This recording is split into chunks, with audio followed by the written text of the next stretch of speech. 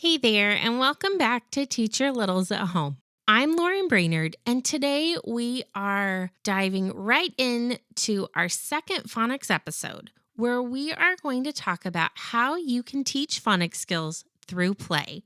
In case you missed our last episode, make sure and go back and listen to episode 30, where we dive into what phonics is and why it is important for your preschooler. If you have an older preschooler who is showing signs of being ready to learn to read, then this series is going to give you simple, hands-on ways to help your children master phonics skills without worksheets or flashcards. We are talking all about how to teach phonics through play-based activities. So grab a cup of coffee, get comfy, and let's talk all about letters. Hey there, Mama. I'm Lauren Brainerd, and this is Teach Your Littles at Home. I'm so excited you have tuned in as I share fun and hands-on activities you can use right away to help you play and learn with your little ones. So let's dive right into today's episode so you can make more memories than you ever dreamed of. Why do letter sounds really matter? Before children can read, they need to understand that letters represent sounds.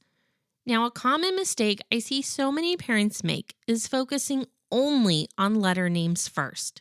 You want your child to read the word cat, but you are only teaching C-A-T when you look at this word. This will not translate to cat. It is still important to teach your preschooler the name of every letter name, but this is a separate skill from learning the sound that each letter makes. When we are thinking of phonics, we want to focus on the sound. It won't help your child read the word cat knowing that a letter is called C.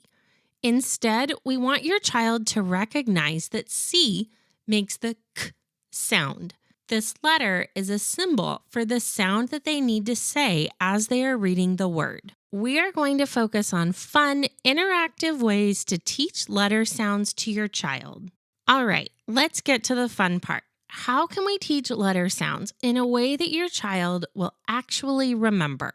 Here are 7 of my favorite ways to teach this through play. Number 1, go on an alphabet scavenger hunt. Pick a letter sound like S and challenge your child to find objects around the house that start with that sound, like sock, spoon, or soap. Number 2, play a mystery bag game. You're going to put small objects in a bag, like a toy cat, a banana, and a marker. Then have your child pull one out and say the beginning sound. Number 3, letter hopscotch. Draw a hopscotch frame on the sidewalk with chalk. Then write a letter in each box. When you are first beginning to work on letter sounds, start with just a single letter in each square. Call out a sound, and your child has to jump to the matching letter that makes that sound. Once your child can successfully do this with a single letter, add a second letter, then a third letter, and so on. This is a great way to introduce new sounds as well as review a variety of sounds that they've already learned. Number 4, alphabet sound toss. Write letters on sticky notes and place them on the floor. Toss a beanbag onto a letter, and your child says the letter sound before they go and pick up the Post-it. You could also do this with chalk and just have your child throw the beanbag onto the chalk letter and then run over and see what letter it is and say the sound out loud. Number 5, make a sound sorting bin. Begin by finding a few objects around your home for the sounds that you're focusing on today. Then, depending on how many sounds you're focusing on, you can grab anywhere from 2 to 5 boxes or containers, depending on what your child is ready for, and label each bin with a different letter.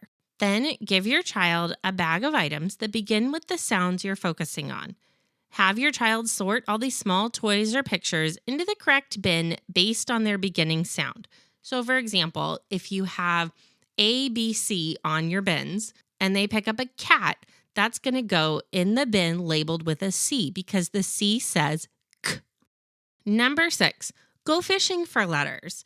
You can attach paper fish with letters written on them to paper clips and then use a magnet fishing rod, which if you don't have one, You can even just take a string and attach a magnet to the end and have your child drop the fishing rod down to the fish to try to catch a fish. That magnet will stick to the paper clip. They'll catch a fish, and then they can say the sound on the fish, and then they get to keep the fish. Number 7, go on an animal sound match. It is so fun to make learning letter sounds fun when we associate them with animal sounds. For example, the letter B makes the B sound, just like a barking dog. The letter S makes the S sound, just like a snake. Can you make a S and pretend to be a snake? What other sounds can your kids think of that animals make, and what letters can you associate these with? Not only are these activities excellent for helping to teach the letter sounds, but they also engage movement, touch, sound, and they just make learning way more effective than memorization alone. Just remember, your child is going to learn best if you start slow and introduce a couple letters at a time. Don't expect your child to sit down tomorrow and learn all 26 letter sounds in a day. Start with 1 to 2 sounds and introduce more as you're ready. And as always, feel free to message me at The Primary Brain on Instagram or pop into the Teacher Littles at Home Facebook group if you have any questions as you're teaching your child. I would love to hear if you try any of these play-based activities this week. I'll be back next week to talk to you all about how you can incorporate phonics practice into your everyday moments. I hope you give one of these activities a try and you have a great time starting to just expose your kids to the world of letter sounds this week. I can't wait to share even more with you next week as we start to lay this foundation for teaching our children to read. Thank you so much for tuning in to this episode of Teacher Littles at Home. I hope you are feeling so inspired to create a new activity to do right away with your little ones. If you like listening to my mommy, will you please leave her a review? Before you head off to plan the next activity, would you mind leaving me a quick review on Apple Podcasts or wherever you are listening from? This is the only way for me to know if you're finding my tips, activities, and advice helpful, and I get so excited reading each and every review. I hope this episode has left you feeling empowered to try something new with your kids this week. And if so, would you please hit the share button and share this episode with another one of your mama friends who also wants to create activities with her little ones. I can't wait to share even more fun activities with you on our next episode. Have a wonderful rest of your day playing and making memories with your little ones.